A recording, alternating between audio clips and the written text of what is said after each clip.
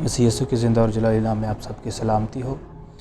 मैं खुदावंद का शुक्र करता हूँ कि खुदावंद ने ये मौका बख्शा कि एक बार फिर मैं जो है वो यूट्यूब पर आकर आपको जो जेनेसिस का अगला पार्ट है उसके बारे में बताऊँ और हम खुदावंद के कलाम में से ज़रूर कुछ ना कुछ सीखेंगे। और उम्मीद करता हूँ कि आप सब अपनी अपनी जगह पर महफूज हैं और खुदावंद के फ़ज़ल के नीचे हैं, क्योंकि हम भी हर रोज़ जो है वो अपने मसीही बहन भाइयों के लिए खुदा से दुआ करते हैं और बरकत चाहते हैं, ताकि खुदावंद जो है हर एक मसीही को जो हमारे कनेक्शन में है, जो खुदा पर ईमान रखता है, ये मसीह की सलीब पर ईमान रखता है, खुदावंद उसे सेफ़ रखे और इन मुश्किल हालात में खुदावंद उनके साथ हो। तो वीडियो के आगाज़ में मेरे अज़ीज़ दोस्तों, हम एक बाइबल का हिस्सा पढ़ेंगे जो खुदा की शरीयत के मुतालिक है, खुदा के कानून के मुतालिक है। ज़बूर 119 उसकी पहली 8 आयात जो खुदावंद की शरीयत के मुतालिक हैं, हम उन्हें पढ़ेंगे। तो मेरे साथ देखिए, ज़बूर 119 उसकी पहली 8 आयात। मुबारक हैं वो जो कामिल रफ्तार हैं, जो खुदावंद की शरीयत पर अमल करते हैं। मुबारक हैं वो जो कामिल रफ्तार हैं, जो खुदावंद की शरीयत पर अमल करते हैं। मुबारक हैं वो जो उसकी शहादतों को मानते हैं और पूरे दिल से उसके तालिब हैं। उनसे नाराज़गी नहीं होती, वो उसकी राहों पर चलते हैं। तूने अपने कवानीन दिए हैं ताकि हम दिल लगा कर उनको मानें। काश के तेरे आइन मानने के लिए मेरी रवशें दुरुस्त हो जाएं। जब मैं तेरे सब अहकाम का लिहाज रखूँगा तो शर्मिंदा ना होऊंगा। जब मैं तेरी सदाकत के अहकाम सीख लूँगा तो सच्चे दिल से तेरा शुक्र अदा करूँगा। मैं तेरे आइन मानूँगा, मुझे बिल्कुल तर्क ना कर दे।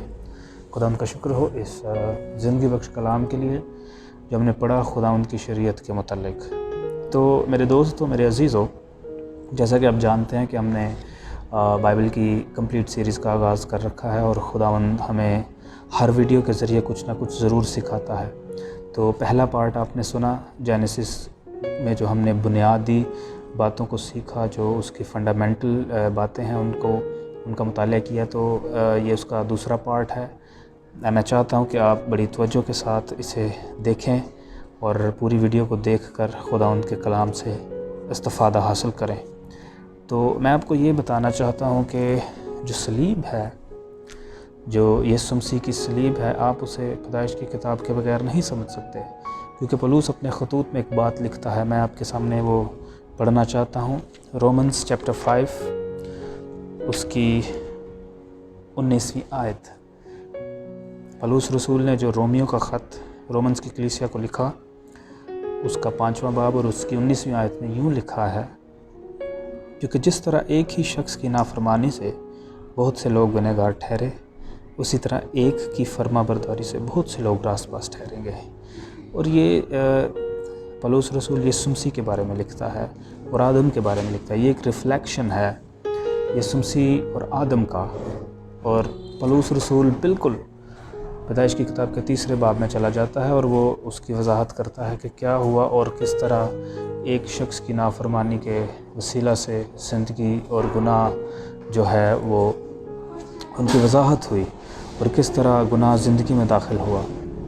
तो इसका बेसिक थीम यही है कि आप नया नामा की काफ़ी बातों को पैदाइश की किताब का मुताला किए बगैर नहीं समझ सकते। तो मेरे दोस्तों, हम देखते हैं कि अगर पैदाइश की किताब पर हम ईमान नहीं रखते तो हम पूरी बाइबल की किसी किताब पर इन्हिसार नहीं कर सकते, क्योंकि पैदाइश की किताब एक बीज है और उसकी शाखें जो है वो दूसरी कुतुब हैं, दूसरी किताबें हैं। और अगर हमारी बुनियाद ही हिला दी जाए तो हम दूसरी चीज़ों पर जो है वो रिलाई नहीं कर सकते, हम दूसरी किताबों के जो टेक्स्ट हैं उन पर रिलाई नहीं कर सकते। अगर पैदाइश की किताब सच्ची नहीं है तो इसका मतलब है कि जो दूसरी किताबें हैं उनका कोई मकसद नहीं है, क्योंकि ये कहानी, ये जो पूरा जो खुदा का प्लान है, मंसूबा है, ये पूरा जेनेसिस की किताब से शुरू होता है। मैंने आपको बताया कि एक फ़िल्म में एक प्लॉट होता है, एक पूरी जो कहानी है उसका थीम होता है और वो पूरी कहानी उस पर चलती है। तो मैं खुदावंद का शुक्र करता हूँ कि खुदावंद ने हमें ईमान का वो लेवल दे रखा है कि हम पैदाइश की किताब को माने कि वो खुदा के एंगल से लिखी गई किताब है और वो जो तारीख़ है वो सच्ची है, क्योंकि वही तारीख़ यीशु मसीह के नज़दीक भी सच्ची है। जब यीशु मसीह ने नूह के तूफ़ान का ज़िक्र किया, मैं आपको बताऊँ एक बड़ी اہم بات کہ پوری بائبل میں سے جو صرف ایک کتاب جینیسس ہے وہ سب سے زیادہ انڈر اٹیک رہی ہے کسی اور بک سے۔ آپ اپنی سکرین پر دیکھ سکتے ہیں کہ 2 قوتیں ہیں جو ہمیشہ سے اس پر اٹیک کرتی رہی ہیں۔ پہلی قوت ہے سائنس اور دوسری ہے سیٹینک ابلیسی۔ سائنس کے پاس کافی ایسے سوالات ہیں جو وہ پیدائش کی کتاب کے متعلق پوچھنا چاہتے ہیں۔ ہم اس ویڈیو میں ان سب کا تذکرہ نہیں کریں گے کیونکہ ہمارے پاس اتنا وقت موجود نہیں ہے کہ ہم اتنی گہرائی میں جا کر سائنس کی باتوں کو سیکھیں، لیکن پیدائش کی کتاب انڈر اٹیک رہی ہے ان 2 قوتوں کی طرف سے، سائنسی قوت اور ابلیسی قوت۔ اور آپ دیکھیں کہ جب ہمارے بہن بھائی یا ہمارے بچے اسکولز میں جا کر بائیولوجی کلاسز لیتے ہیں تو وہ کیا سیکھتے ہیں وہاں پر؟ ان کی جو بیس ہے، ان کا جو مطالعہ ہے وہ سائنس کی بنیاد پر ہے، اور جیسے ہی وہ پیدائش کی کتاب کو کھولتے ہیں تو وہ کنفیوز ہو جاتے ہیں۔ ہمیں ان کے بارے میں محتاط رہنے کی ضرورت ہے کیونکہ سائنسی جو انسانی پیدائش کا یا انسان کے شروع ہونے کا جو سائنسی تھیوری ہے وہ کافی ڈیفرنٹ ہے، اس میں کافی جو ہے وہ اختلاف پایا جاتا ہے اگر آپ اس کو کمپیئر کریں پیدائش کی کتاب سے، کیونکہ وہ ان کی تھیوری مختلف ہے اور خدا کے کلام کی تھیوری مختلف ہے۔ دوسری طرف جو دوسری قوت ہے وہ ہے ابلیسی، جو شیطان ہے، جو ابلیس ہے، وہ آپ کی پوری بائبل میں سے 2 ایسے حصے ہیں جن سے سب سے زیادہ نفرت کرتا ہے، پیدائش کی کتاب کے شروع کے ابواب اور مکاشفہ کی کتاب کے آخری ابواب، کیونکہ وہ یہ جانتا ہے کہ پیدائش کی کتاب کے شروع کے ابواب میں یہ ذکر ہے کہ وہ کیسے اس دنیا میں داخل ہوا اور اس نے کیسے انسان کی زندگی میں انٹرنس حاصل کی، کیسے اس نے نافرمانی کے سبب سے جو موت ہے انسان کی زندگی میں داخل کی۔ اور مکاشفہ کی کتاب کے کچھ آخری ابواب اس بات کا ذکر کرتے ہیں کہ اب وہ کیسے اس دنیا سے نکال پھینکا جائے گا، کیسے اس کا خاتمہ ہوگا۔ وہ ہمیشہ چاہتا ہے کہ آپ ان ابواب سے، آپ ان بنیادی باتوں سے ہٹ جائیں، کیونکہ وہ نہیں چاہتا کہ آپ سچائی کو جانیں۔ ابلیس آپ کو اس بات پر آمادہ کرنا چاہتا ہے کہ جینیسس کی کتاب صرف ایک داستان ہے جو انسان نے لکھی ہے، اور مکاشفہ کی کتاب کی جو آخری ابواب ہیں وہ صرف ایک راز ہے، ایک مکاشفہ ہے، ایک مسٹری ہے جسے آپ نہیں سمجھ سکتے۔ اب ہم دیکھتے ہیں کہ تورات کا مصنف کون ہے۔ تو تورات کا مصنف ہے موسیٰ، کیونکہ موسیٰ نے مصر میں رہ کر جب اس کی پرورش ہو رہی تھی ایک مصری شہنشاہ کے گھر میں، تو اس نے کافی اچھی تعلیم پائی تھی اور وہ ان کتابوں کو کمپائل کر کے لکھ سکتا تھا۔ خدا نے دیکھا کہ اس میں یہ ایبیلٹی ہے، تو یہ تورات کی پہلی 5 کتابیں اس نے لکھی ہیں۔ لیکن جب آپ تورات کو کھولتے ہیں، اپنی بائبل کو کھولتے ہیں، تو سب سے پہلے 2 سوالات آپ کے ذہن میں آتے ہیں۔ پہلا سوال جس کا جواب کافی سادہ ہے اور شاید یہ آپ کے نزدیک کوئی مسئلہ نہیں ہے۔ اس نشنا کی کتاب میں اس کے آخری باب میں جو ہے موسیٰ کی موت کا ذکر ہے، تو ہم یہ سوال کر سکتے ہیں کہ ایک شخص جو ہے اگر وہ کچھ لکھ رہا ہے تو اپنی موت کے بارے میں کیسے لکھ سکتا ہے؟ تو اس کا جواب بڑا سادہ سا ہے کہ یشوع نے جو ہے اس پوری تورات کو جو اختتام اس کا کرنے کے لیے وہ ایک نوٹ، موسیٰ کی وفات کا نوٹ اس میں ایڈ کیا تاکہ پوری کہانی جو ہے وہ بخوبی اس کا اختتام ہو سکے۔ دوسرا سوال یہ ہے کہ پیدائش کی کتاب کا جو دورانیہ ہے وہ 300 سے 400 سال تک کا ہے، اور اس کے جو واقعات ہیں وہ موسیٰ نے کیسے درج کیے، ان کا جو میٹیریل ہے، ان کا مواد کہاں سے موسیٰ کو حاصل ہوا، کیونکہ موسیٰ کا دور شروع ہوتا ہے خروج کی کتاب سے۔ دوسرا سوال تھوڑا میجر ہے اور اس کا جواب ہمیں لازمی جاننا ہے۔ اگر آپ قبیلوں کی تاریخ پڑھیں تو قبیلے تاریخ میں لکھاوٹ نہیں کرتے تھے، لکھائی نہیں کرتے تھے، وہ اپنے حافظے کو اس طرح سے استعمال کرتے تھے کہ وہ اپنے نسب نامے اور اپنی تاریخ، جو ان کے ہیروز ہیں، جو کچھ انہوں نے کام کیے اس دنیا میں رہتے ہوئے، ان کو اپنے ذہن میں جو ہے ان کا محافظہ رکھتے تھے، اور آگے اپنے بچوں کو نسل در نسل وہ بتاتے تھے کہ انہوں نے کیا کیا کام کیے اور ان کا نسب نامہ کیا ہے۔ تو اس سوال کا جواب، اس کی جو تھیوری ہے میں پروپوز کرنا چاہتا ہوں کہ موسیٰ نے مصر میں رہتے ہوئے اپنے بنی اسرائیلی جو اسرائیلی بھائی تھے ان سے جو ہے ان چیزوں کو سنا اور ان کو پھر کتاب میں درج کیا.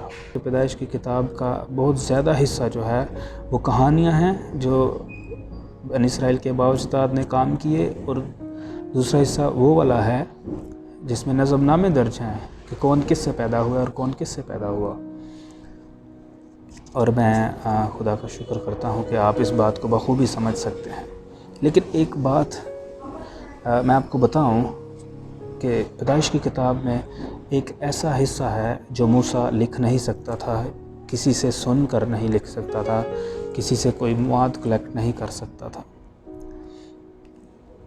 اور خدا نے جب پیدائش کی کتاب موسیٰ کو دی، ایک ایسا باب ہے پیدائش کی کتاب میں جو کسی سے نہیں سنا یا کسی سے اس نے کلیکٹ نہیں کیا، کسی قبیلے نے اس کا حافظہ نہیں رکھا. وہ اب باب ہے پیدائش کی کتاب کا پہلا باب، جس کے لیے خدا نے کسی کو کچھ نہیں بتایا. وہ خدا نے براہ راست ڈائریکٹلی موسیٰ کو وہ باب لکھوایا. لیکن ایک ہمارے ذہن میں یہ سوال آتا ہے کہ اس بات کی بائبل میں کہاں وضاحت ملتی ہے کہ پہلا باب جو ہے وہ خدا نے موسیٰ کو براہ راست دیا تھا. اس سے پہلے اس کا ذکر کسی نے نہیں کیا.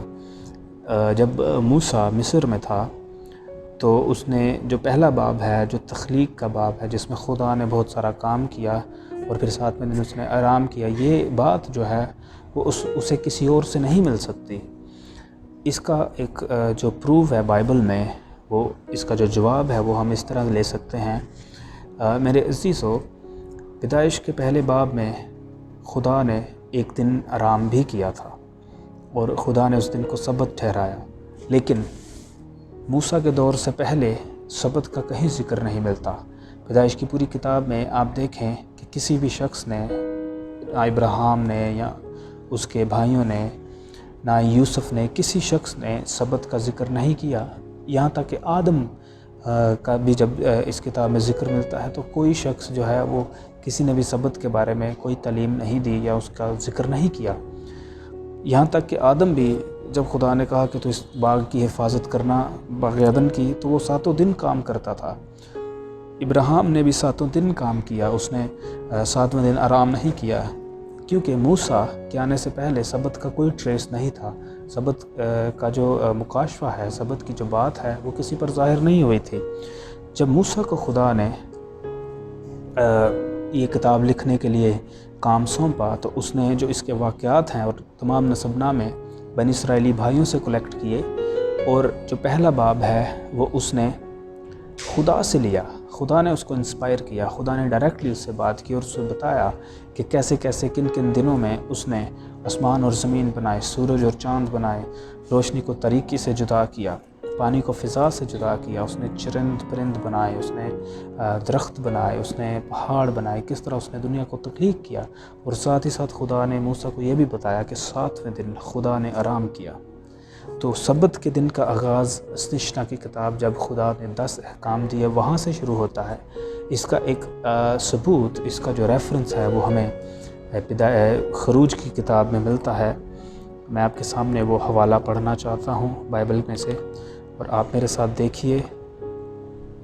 اس کا ریفرنس ہے خروج کی کتاب، اس کا 20واں باب. جب خدا نے 10 احکام دیے تو ان میں ایک جو حکم ہے خدا کا، دن سبت کا دن اسے پاک ماننا، تو موسیٰ نے جو ہے اس پر زور دیا، اس بات پر زور دیا کہ جیسے یا کیونکہ خدا نے بھی ایسا ہی کیا تھا. اس دن سے پہلے، موسیٰ کے آنے سے پہلے سبت کا کوئی ٹریس آپ کو پیدائش کی کتاب میں نہیں ملتا. تو اس بات کا یہ بخوبی ایک ثبوت ہے کہ پہلا باب جو ہے وہ خدا نے اس سے پہلے کسی پر ظاہر نہیں کیا تھا. یہ باتیں تمام جو ہیں وہ خدا نے موسیٰ کو بتائی. تو ہم پڑھتے ہیں خروج کی کتاب، اس کا 20واں باب. جب خدا نے 10 احکام دیے اور موسیٰ نے ان کو کیسے بنی اسرائیل کے سامنے ایکسپلین کیا. یاد کر کے تو سبت کا دن پاک مانا، 6 دن تک تو محنت کر کے اپنا سارا کام کاج کرنا، لیکن 7واں دن تیرے خدا کا سبت ہے. اس میں نہ تو کوئی کام کرے، نہ تیرا بیٹا، نہ تیری بیٹی، نہ تیرا غلام، نہ تیری لونڈی، نہ تیرا چپایا، نہ کوئی مسافر جو تیرے پھاٹکوں کے اندر ہو، کیونکہ خداوند نے 6 دن میں آسمان اور زمین اور سمندر اور جو کچھ اس میں ہے وہ سب بنایا اور 7ویں دن آرام کیا. اس لیے خداوند نے سبت کے دن کو برکت دی اور اسے مقدس ٹھہرایا۔ میں خداوند کا شکر کرتا ہوں کہ ہمارے دونوں سوالات کے جواب بخوبی مل چکے ہیں۔ پہلا سوال یہ کہ موسیٰ کی موت کا ذکر جو ہے وہ کیسے استثنا کی کتاب میں ہے، تو یہ بہت سادہ بات ہے کہ اس کے بعد کا آنے والا جو شخص ہے، جو یشوع ہے، اس نے اس تورات کو مکمل کرنے کے لیے، اس کا اختتامیہ لکھنے کے لیے موسیٰ کی موت کا ذکر اس میں ایڈ کیا اور اس کتاب کو، اس کہانی کو جو وہ قلم بند کیا۔ دوسرا سوال ہمارا یہ تھا کہ موسیٰ نے یہ تمام میٹیریل کہاں سے حاصل کیا جو اس نے پیدائش کی کتاب کی تمام باتیں اور نسب نامے لکھے۔ تو خداوند کا شکر کرتے ہیں کہ خداوند نے ہمیں یہ سکھایا ہے کہ پیدائش کی کتاب کا پہلا باب خدا نے براہ راست موسیٰ سے بات کی اور اسے سکھایا، اور خدا نے اس پر ریویل کیا کہ سبت کا دن، 7ویں دن خدا نے آرام کیا تھا۔ اور خداوند کا شکر ہو، آپ اس سے بخوبی استفادہ حاصل کیجیے اور خداوند کا شکر کیجیے کہ ہم خدا کی باتوں کو سیکھ رہے ہیں۔ تو میرے عزیزو، اگلی ویڈیو میں ہم جو پارٹ 3 ہے، ہم چیپٹرز کی طرف آئیں گے اور اسے ریڈنگ کریں گے، اور جیسے جیسے ہم اسے پڑھتے جائیں گے ہم ان باتوں کو سیکھتے جائیں گے اور بخوبی ان چیزوں کی جو ہے وہ گہرائی سے ان کا مطالعہ کریں گے۔ تو خداوند آپ کے ساتھ ہو، خداوند آپ کو برکت دے۔